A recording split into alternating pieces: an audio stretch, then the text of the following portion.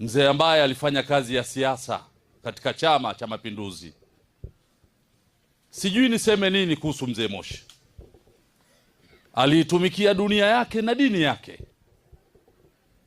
Kwa sisi JUKUSUTA tumefiwa. Tumepoteza mshauri, tumepoteza kiongozi, tumepoteza busara.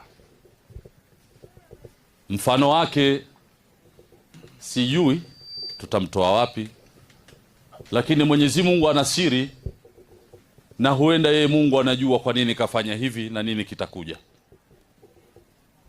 Bila kupoteza muda, ndugu zangu, kwa kuwa mimi ni mfiwa, nikichukua muda wa kusema mengi naweza nikaharibu. Naomba kwanza niwashukuru nyote mliokuja kumstiri huyu babu yangu. Mwenyezi Mungu akulipeni kila la kheri.